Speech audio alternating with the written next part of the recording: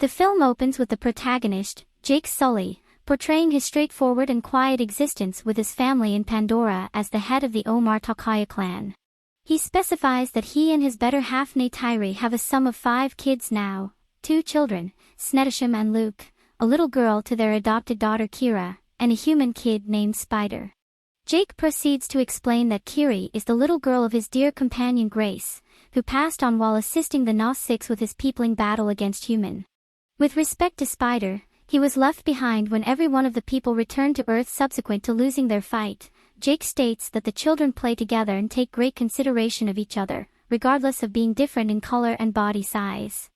Jack specifies that each of the kids live respectively like a family. Nonetheless, Neytiri does not like Spider as he has uncovered to be the child of Colonel Miles Quaritch, the malevolent man who nearly cleared off the local population of their community.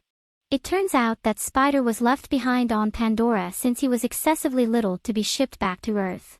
As he says, you can't place infants into cry of rest. Kyrie, then again, has a unique association with Spider and is truly fond of him as the human kid has spent all of his time on Earth with the Gnostics public. He imagines that he is one of them.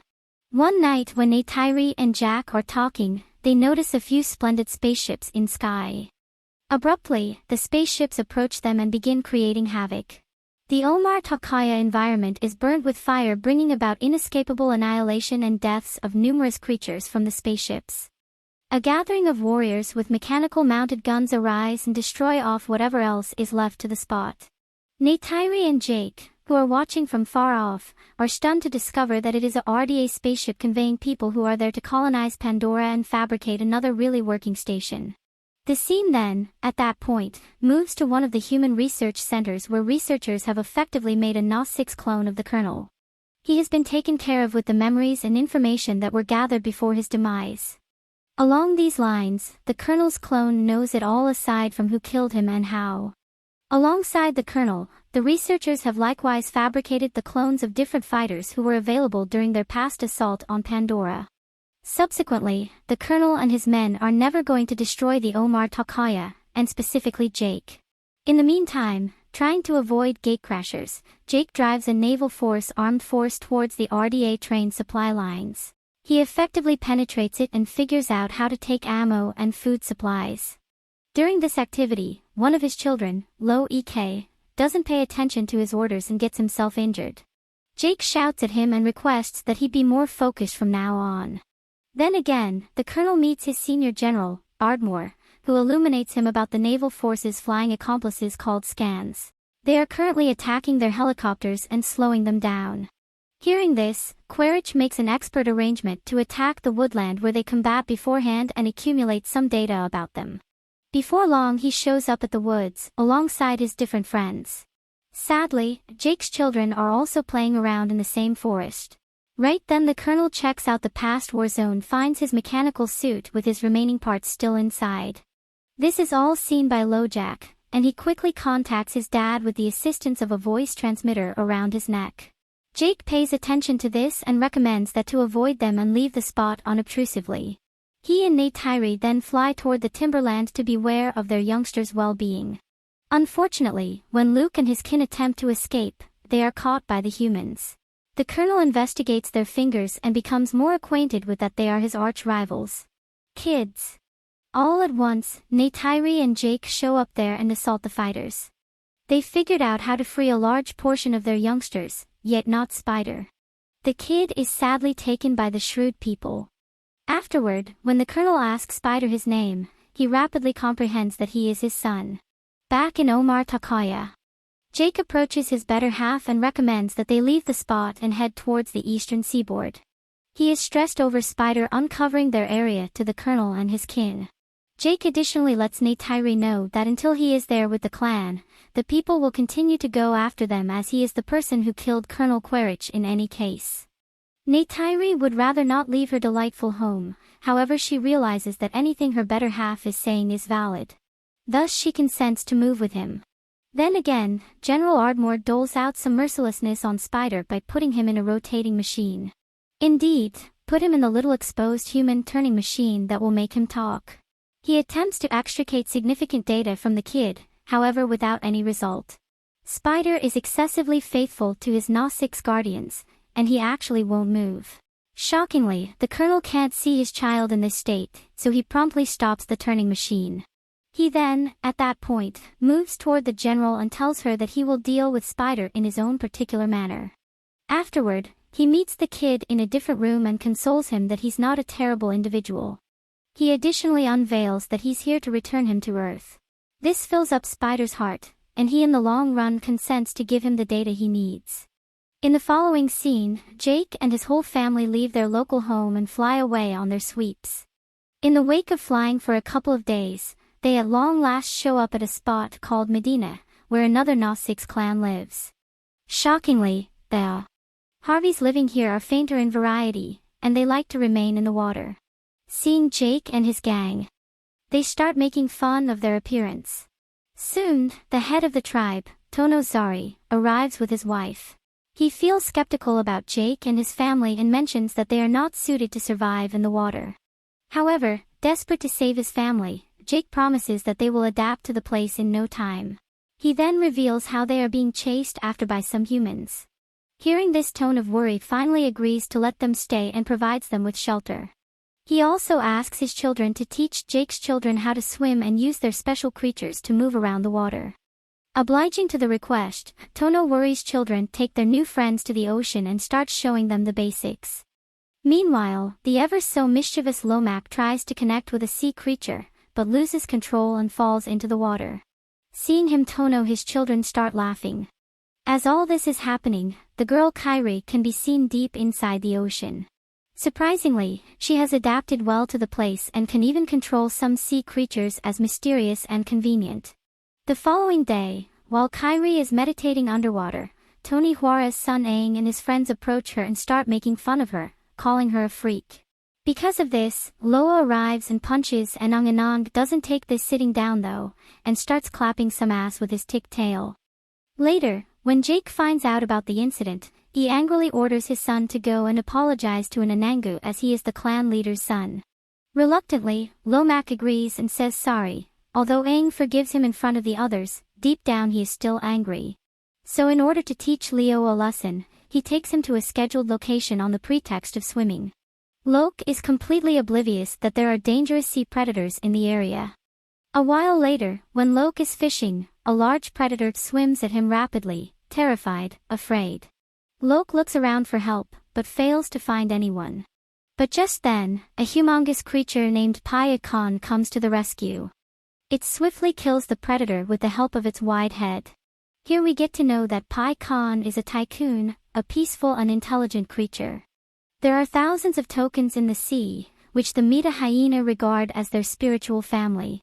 Pai Khan is the largest and mightiest of them all. In the meantime, Locke is rescued and brought to the surface by Pai Khan. The latter also helps the creature by pulling out some harpoons which were apparently hurting it. With this, the two create a beautiful bond and befriend each other. Locke even climbs through his blowhole. It's disgusting. Later, when Locke reaches land, he is called up by Tono. Wary district leader is found out about his son's shenanigans and wants Aang to apologize. However, this selfless, slow act accepts responsibility for his actions and lies that Anang had nothing to do with it. This finally makes Anangu understand that the new navies are not so bad after all. After some time, Locke reunites with his brother and friends and explains how Paya Khan saved his life. To his surprise, no one believes him. Instead, they reveal that Khan is a killer, and that's why it was abandoned by the other tycoons. On the other hand, Spider briefs the colonel about some Na-6 culture and takes him to the Hallelujah Mountains to select a scout for him. At first, the colonel struggles, but soon he gets the hang of it and flies around. Shortly after, he also gets information about Jake's possible location and heads towards the shiny reef. With his army on arriving, he confronts some of the Zoras and inquires if they know Jake. When the Na-6 say no, the evil humans kill one of them and also burn their houses. Despite this, the Na-6 stand by their statement, left with no options. The colonel signals his team to go for Plan B. Now he wants to kill the Tool cousins in large numbers, hoping that this will finally draw out Jake. But there is another advantage to killing them. The tokens have a precious liquid inside their brains, which can increase the longevity of life on Earth. A single liter of this liquid will go for millions. Space whale brain goop, the only resource more valuable than unobtainium. Soon some hunters start chasing after the sea monsters. They strike numerous trackers into them and render them unconscious. In a heartbreaking scene, we can see a mother toucan brutally laid to death while her offspring lays by her in shock.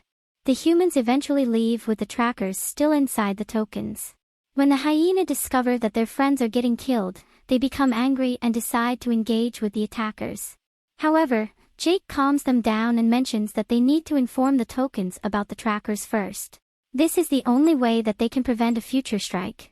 As soon as Locke hears this, he leaves to inform his best friend Pai Khan about it.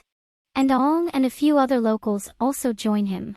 After a while they eventually meet Pai Khan and prepare to pull the tracker out of him. But just then the colonel and his hunting crew arrive in their whale ship.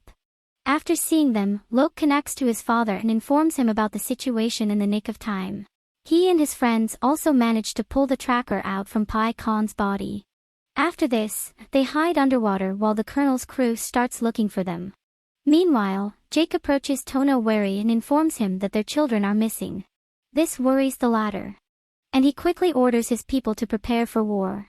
Jake and Neytiri also grab their weapons and soon all of them collectively head towards the battlefield. On the other hand, the colonel orders his crew to launch their attack on the tool cones and find Jake's children. After searching for a while, they eventually find Kyrie and Took and capture them in a net. Luke tries his best to tear the net, but gets himself pulled to the whale ship with it. Soon the colonel arrives and cuffs them to the railing of the ship. He then takes low-color transmitter and asks Jake to surrender for the safety of his children. Having no options, Jake agrees to his conditions. At the same time, Pai Khan notices his best friend LoJack handcuffed to the deck and decides to save him. In a risky move, he suddenly jumps onto the deck and starts moving his massive fins. This throws away a lot of soldiers and obliterates the ship, taking advantage of the distraction. Jake and the mighty hyena also launch their attack on the colonel and his army. They want to save their children, but they also want revenge. Meanwhile, Spider breaks the controller of the whale ship, causing it to strike the rocks and allow water to fill inside it. Next, Jake and his eldest son, Natalia, quickly climb the deck and free Loax, Hook and Kyrie. Then they order the children to return to safety. But Luke refuses. Instead, he decides to save his adopted brother. Spider Nadium also joins him. And after a bit of searching, they find Spider. When they are about to leave the ship, the colonel notices them and opens fire. Tragically, Nadium gets hit by one of the projectiles and is seriously harmed. Loic and Spider quickly take him to the shore to their mom, but since of the extreme blood loss, he dies. Seeing her child's death directly before her eyes, Neytiri begins crying and shouting uproariously. In the meantime, the abhorrent colonel figures out how to catch Kyrie and took him using his scown. He later interfaces with Jake and uncovers that his two girls are with him. In the wake of getting this data, Jake some way or another quiets Neytiri down and convinces her to go along with him and save their little girls. The latter obliges and is loaded up with rage. She calls her scown, snatches her bow and arrow and goes flying towards the ship soon. Jake approaches the boat and causes a blast, killing the colonel's men. Neytiri likewise shows up there and starts shooting arrows at the humans, killing them all immediately. In the interim, Jake finds his little girl and frees her. And yet the colonel likewise appears. He is holding Kyrie at knife point. He compromises Jake to put down his weapons, and he hesitantly does as such. Meanwhile, a vindictive Neytiri catches Spider and takes steps to kill him. From the outset, the colonel makes reference to that he has no relationship with Spider. In any case, when Neytiri makes a little cut in the kid's chest, he promptly leaves Kyrie. With this, Neytiri and her family plan to leave. Yet, the colonel specifies that he will again chase Jake down and kill him. Afterward, Jake understands that he really wants to eliminate the colonel to carry on with a quiet life. Consequently, he gets back to the combat zone. This time the arch-rivals battle each other in a dated fistfight. It is a merciless one, and the two match each other step for step. However, eventually, it is our legend, Jake, who wins. He figures out how to fold his arms over the Colonel's neck and thump him unconscious. Jake accepts that he is dead and allows him to suffocate in the water. Sadly, he also battles to inhale and begins sinking to the base of water. And yet, LoJack acts the hero and carries him to the surface. Afterward, Pylon conveys the entire family and carries them to the shore. Then again, Spider additionally hauls his biological father out of the water and saves his life. Yet, when the Colonel requests that he leave the spot with him, Spider rejects and gets back to his adoptive family. In the last scene, Jake's family and the entire Matakana clan cover his body at the lower part of the sea where the lighting tubes embrace him like their own. The film closes with Jake recalling the best memories of his eldest child and understanding that he is in paradise with their divine gods. Thanks for watching this video. Do like the video and subscribe to my channel Filmatory. See you in next video.